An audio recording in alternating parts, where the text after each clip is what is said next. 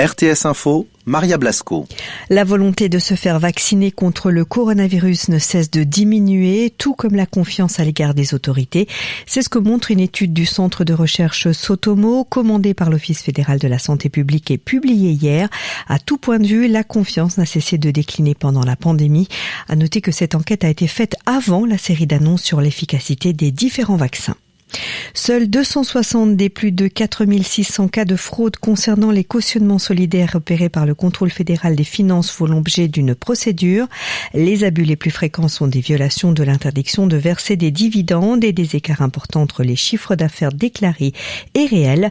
Les entreprises concernées ont dû restituer l'argent mais ne devront pas faire face à une procédure.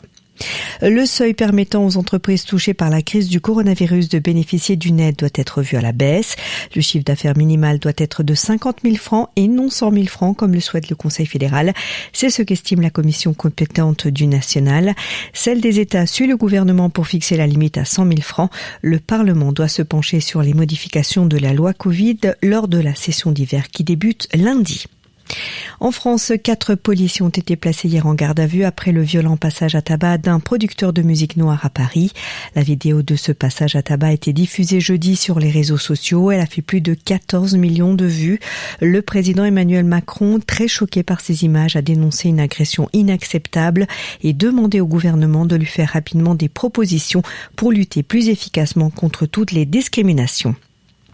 Quant à la manifestation contre la proposition de loi controversée visant à restreindre le droit à filmer des policiers en opération qui avait été interdite par la préfecture de police, elle pourra bien se tenir ce samedi à Paris après une décision en référé d'un tribunal administratif.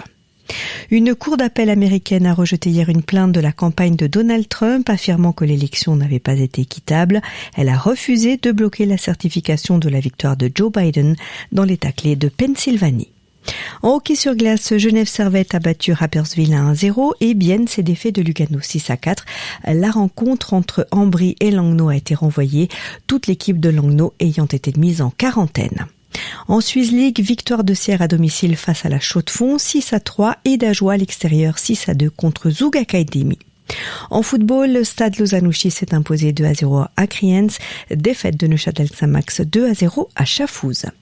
Ce samedi, il y aura des stratus sur le plateau entre 900 et 1200 mètres. Ils se dissiperont partiellement l'après-midi. Ailleurs, il fera beau malgré quelques passages nuageux d'altitude, plus nombreux dans les Alpes. Il fera au minimum entre 0 et 2 degrés et au maximum 5 degrés sous le stratus, jusqu'à 10 en vallée.